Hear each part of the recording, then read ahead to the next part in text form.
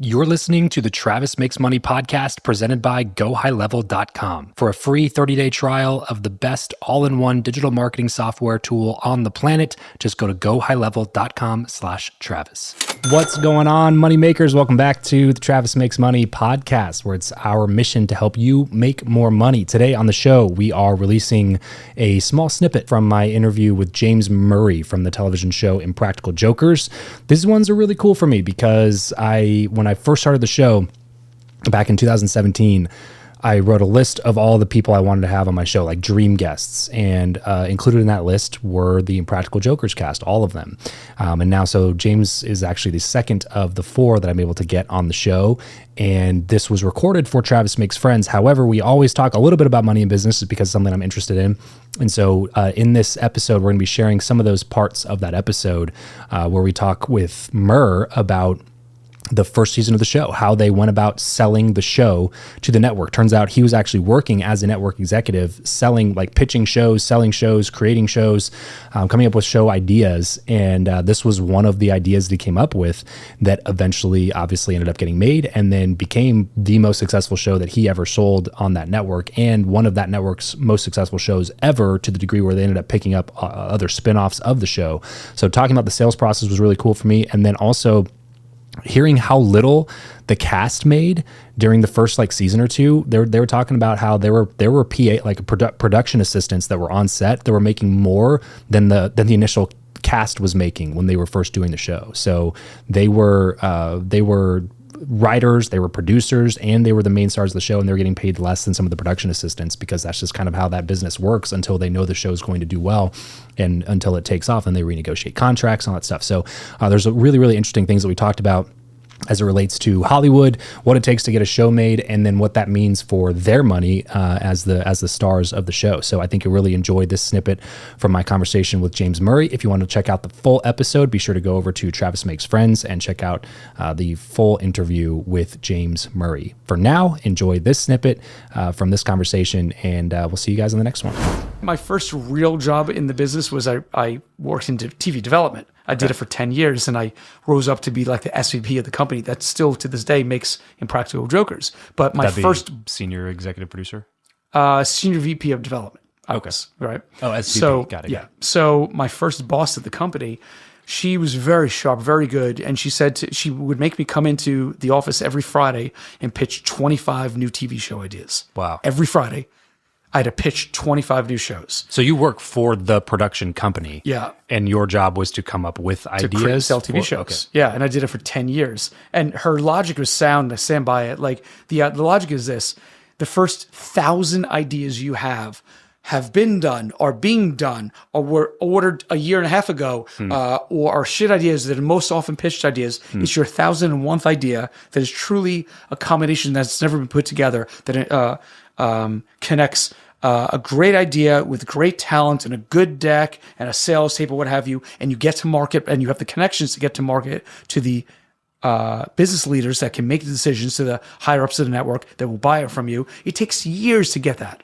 Were any of the shows that you were pitching at that time put into production? Yeah, some. I sold lots of shows. Some are good, some are terrible. My first show I sold at the company was a show about, it got renamed. I called it Impassable. They got renamed Snowmen. Okay. It was about the plow truck drivers on the most dangerous roads in North America, outside of Salt Lake City, in the ski towns of Alta and Snowbird. They're literally the most avalanche-prone roads in America. So intense that this is the only Department of Transportation in America that has permission from the government, the U.S. government. They're the only DOT that buys World War II ordnance from the government. And they have howitzer cannons set up over the roads to cause man-made avalanches. Like once a week, they shoot real missiles from World War II over the towns into the neighboring mountainside to mitigate avalanche risk, to cause man-made avalanches that are controlled so it doesn't just come down and take out the whole town. And they in history, they've screwed up many times when a missile goes errant and goes through somebody's house, or, it's wild shit. I'm like, this is a great TV show, So we did a season for that for I think it ended up airing on TLC. So mostly reality. All stuff. reality. All It was a reality company. You know, Okay. I sold lots of shows in the tough guy space, in the wedding space, in the paranormal space. Okay. Over the years, and then the guys and I created Jokers. This was kind of your quote unquote day job, Yep. but it got you into the business Yep. to understand the ins and outs. Yep. But in your off time, you guys are doing improv together, right? At that point, we had stopped doing shows. Okay. We had done a lot of sketches and did well on YouTube when it first came around, like 2006 and 2007. And but we had done a pilot. I'm sure you heard of this from Gatto, but we did a pilot for Spike TV, a sketch comedy show about our life. Didn't go to series. Then we did a pilot for A&E. I sold like an improv comedy show. Shot a pilot. Didn't go to series. And then so Jokers came about because I was getting drinks with lots of networks and execs and lunches and things like that. And they were all asking for hidden camera again, like a few different networks, because Punk'd had just come back on the air with Justin Bieber and what have you. And all the networks were like, what can we do that's different in the hidden camera space? How do you make it different or unusual? And so the guys and I got together at Gatto and I's apartment. We were living downtown together. And I was like, I can sell a hidden camera show. What's our idea? And we came up with the idea for Jokers. And that's it. Gatto and I shot the sales tape, edited it together. I wrote the deck for it, set up the meetings through my job. And When you say shot a sales tape, is this like almost like a pilot? Like you went out and actually did some no, stuff? just or? a couple minutes. It Okay, was just like 3-4 pitching. minutes long. We just shot it on our cell phones, cut it together, and that's the sales tape we presented in the room, along with the deck for the show. And the guys are really good in pitch meetings. You know, I think that Well, you have you've been actual friends for that's so what helps. long. Like you can't engineer the type of Yeah. rapport that you guys have with each other. We're at the point where we're like in our mid 30s. Like Yeah. at that point, we didn't give a fuck anymore. Right, you know what I mean? Like What we were all all the had other guys? jobs. What were all the other guys doing? Sal owned a bar in Staten Island. Q was a fireman. He was FDNY. Joe was a salesman at a baby furniture. Oh, that's right. Yeah. Company. So we all had jobs, you know. Yeah. So when you're at that stage of your life where you don't give an F anymore Yeah. about anything, it puts you in a really good position. That's the 'cause- best position to be in. Yeah, because you realize a pitch meeting is not about the idea; it's about the people. It's about the bullshit that happens before you even get to the idea. Right. Because the person so much wants to work with you because it's just you don't care. And Right. It's just fun and a normal person. You know. Yeah. Do you think you would have had those insights had you not been working there for the past 8-9 years? At that point? No. Yeah. No, I think it would have partly been the same because the guys and I were all good friends. The chemistry would have been there. Sure. I think we are also from Staten Island, from a different generation of the growing up in the 80s and 90s, where I don't know, it's just a different time, you know. Yeah. And we were at the age where we all kind of had a little bit of a chip on our shoulder in a good way, meaning like we had an edge to us that was like. We feel don't, like- we don't give a shit about anything. Exactly. You know? I feel like when you get to your mid 30s, it's kind of the point in your life where you start. You spent enough time with yourself to really get to know who you are Yep. and be comfortable being that Yeah. version of you.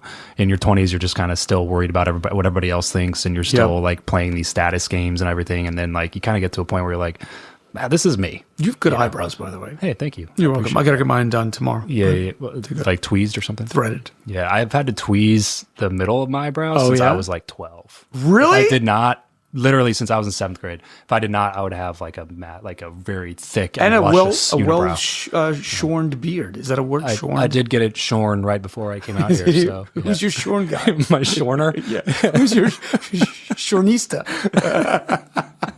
Was it like normal for people who were working there to just pitch like, "Hey, me and my buddies want to do something"? No. That had to No. be like pretty. Like they had to be somewhat skeptical going into that meeting. No way. Yeah, it was the to my boss's credit back then. He was the kind of guy that it was like him and I have kindred spirits. You know, he was the kind of guy that was like, I don't give a fuck what you're selling as long as you're selling. You know what I mean? Yeah. As long as it's producible and we can make it under a certain budget, whatever. Or, you know, I can't sell something that I can't make, right? Yeah. So as long as we can make it and you can sell it, sell whatever you want. Okay. And then I waited and waited and waited, and it got to the point in my career there where he was just supportive of everything I was doing. It's like, do it. Like, and kind of like when the shackles were unleashed is when we sold Jokers, and then it just took off. And he was really supportive. Was Joker's the most successful show you ever sold? Oh yeah, compared to any of the and other ones. probably in the company's history too. But the company really? also did like Say Yes to the Rest Atlanta, which I think is still running on TV. Okay, it's probably the same amount of time, like 15 years. So this is an independent production company, and essentially, when you pitch the idea to them, they go, "Okay, this is good enough to fund at that point, first season." At that point, I was running development. I didn't need to get permission to pitch it. Okay, so I kind of so they develop the maybe first episode or something, and then you go pitch it to a network, or how does that work? We shot the sales tape. I set up the meetings. I didn't have to run it by anybody. I set up the meetings with networks. Oh, okay, got it. And pitched it with the guys. We went to I think we only pitched it 3 places. Okay. We pitched it to Comedy Central, MTV, and True TV, and MTV and True TV bid for it immediately. Okay. Comedy Central passed. Their loss. You know, it is what it is. And then we did went the distance with both networks. The deals were the same, but MTV didn't want us on the show. We were too old for MTV. They wanted the show, but not us. They wanted to recast us, and they wanted to make it into a game show. Meaning like 5 days a week, there'd be a new episode, and contestants are competing in a hidden camera challenge, what have you. On paper, the money was the same for both deals, but True TV's the head of the development there said to us, she goes, "I will make you guys the face of this network if you sign with us." She's a person of her word. And the MTV, on paper, even though it was the same amount of money, could have been potentially a bigger deal because they wanted the show to be a game show 5 days a week. And when you sell a game show, they don't order like 10 episodes of a game show. They order 50 episodes at a time. Wow. Or 100 episodes. So on paper, when you look at the two, you're like, shit. The guys are like, we got to go MTV. We could still do our jobs, live our lives, and that just if the show goes, it could last 5 years of a game show. You make 500 episodes. Right. It'd be amazing. We just get a check in the mail. Right. And I was like, I'm telling you, True TV is the way to go, because if this one works, it changes the course of our life. Right. That one is just a check arriving in the mail. It won't change anything. We're still in our lives. This one could change our lives. So I remember I drove out to Staten Island. Q was a fireman at the time. I drove to his firehouse, and I had the deal for True TV, and I put it down on the hood of the car, and it's like, buddy, you got to trust me. If this one works, it'll change our lives. And then we signed with True TV, and there you go. That was a long time ago. Yeah, no kidding. 15 years ago. At what point did you realize that the show was actually going to work? Because like there's still a lot of question marks from the point of like, okay, let's do it, to the point of we're actually on TV, to the point of now you get a second season, but we're not even sure the second season is going to mean that there's a third season. Like at what point are you thinking like, I think this is gold. I think this is actually going to go somewhere. I don't think we really knew what the show was until we were editing the pilot. We were on set filming the pilot. We were doing different challenges, what have you. And then we filmed at Costco. The showrunner of the pilot knew somebody that was a big wig at Costco, and the guy let us film it at Costco in the Bronx. In Harlem. The Costco and the FDR. I'm not from here. Oh, you're right. Never mind. Anyways, we filmed at that Costco. The guy ended up getting fired because of it, because he didn't get corporate permission, but we already aired on TV. When Costco saw it on TV, they're like, "What the hell? We didn't give you permission." And the guy gave us permission to torture he signed our customers. the paper. He was like the manager, the one there, but he never got corporate permission, so he got fired. I feel so bad. If you're out there, sir, I'm sorry. And I think they revoked our Costco memberships too. I seriously just have a lifetime ban from Costco. Yeah. I think we got is. banned. So, anyways, we filmed at Costco, and I remember that day on set when it was the first time we were wearing the earpiece and telling each other what to say or do. And it just was electric and lightning in a bottle. Yeah. And we ended that day, and the four of us turned to each other like, that's the show. That's it. We were already halfway through filming the pilot. We're like, what we just did, that's the TV show. Like we didn't even know it. We sold it, didn't really know what it was. Yeah. I wrote the deck for it, but I just thought it was a dare show. I didn't realize the format. And Yeah. So you figured that out pretty early on. Yeah. That this, I think we got something here. Yeah. When you guys are filming and starting to make all this stuff together, is this kind of the first time that you've been kind of back together doing stuff, or like, how are you keeping in touch during this time? Sure. I would say our lives got thrust back together. But we'd done other shows. Like we shot the pilot for Spike TV. We were, and we should release that at some point. You shot a pilot for Spike TV? Spike TV, a sketch comedy show about us, our group. Oh, really? Yeah. I didn't know that. And then I shot an improv comedy show That'd for be A&E, great pilot. to throw that out there. I don't think we're allowed to release it. Who cares anymore at this point? But Statute of limitations. I don't know if we would want to release it. It's hit or miss. Some of the jokes probably are dated. I know for a fact they're dated. Yeah. But then Spike TV gave us like $100,000 to shoot a pilot. They wanted like a 20-minute pilot. We're like, okay, we'll go do it. We spent like $40,000 or $50,000 of their money just to rent a DeLorean for a week. Isn't that crazy? We just wanted to be in a DeLorean. So we rented a DeLorean. We wrote a sketch around it to justify it. And we just were rolling around Staten Island in a DeLorean. That's hilarious. We blew half their money on a DeLorean. Which is why most TV shows don't ever get made. Okay, so now it's turned into, obviously, a massive, massive show. You guys were selling out stadiums and going on tour. What was kind of the most unexpected benefit that you've gotten from all of this? Like something you just didn't see coming? Good question. Something I didn't see coming. I have a different point of view than the other guys because I worked in TV development first. So like one of our shows was Say Us to the Dress Atlanta, and I saw what happened to their business because of the TV show, right? So in non-scripted TV, you don't really get paid a lot, especially in the first couple of seasons unless it really takes off, then you can start making good money. But the first few seasons, there were production assistants, PAs on the set that were making more money than us as on-screen talent and EPs on the show and writers on the show. Wow. And their production assistants making more money than we were every episode.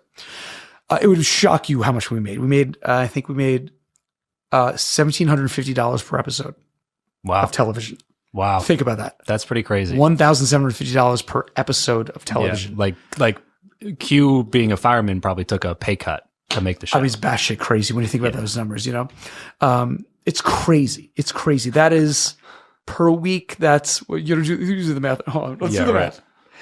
Oh, I was like, hey, Siri, what's 1,750 divided by 4? Hey, Siri, divide 437.50 by 2. So after taxes, we're taking home $218. That's insane. A week to be producer, writer, and on-screen talent. On-screen talent on a TV show. So for the first 2 full seasons. Per day. Per day, I remember at the end of season 1, the president of the network refused to give us a raise. He said, I'll give you a raise. Here's what we're going to do. We're going to focus group the 4 of you. Whoever the audience is likes the least, we're going to fire that guy and split his salary among the 3 remaining guys. I was like, God. So it shows you the world of TV. Yeah, but what I did see back then was what happened to the bridal shop in Atlanta that was the center of that show. Their business exploded. Yeah. You didn't get paid much on the TV, but their business exploded. Their name exploded. Then they started touring the country, with their name and lecturing around the country. And so I saw that happen to their company, and I saw it happen to the Kleinfeld here in New York, the bridal company. And just in success, you can magnify that one mothership thing. It's the commodity of attention. Yes, of course. Yeah. So we were able to then spin it into the tour and then other TV shows. So Impractical Jokers, but Impractical Jokers is one of 3 TV shows we have currently on TV. We have that. We have Inside Jokes. And then we have After Party, which comes on afterward, like a talk show. And then we also sold a sketch comedy show called Jokers Wild. Then we did a game show for 3 seasons on TBS called The Misery Index. And then we tour a lot. And then I write books outside of the TV show. I've gotten 9 thrillers out now. All this happened because we keep building and building and building. Gatto has a book out now too. And Sal's on a solo tour. I do a solo tour. Q does his podcast. It's just all amplifications from the mothership, the flagship show.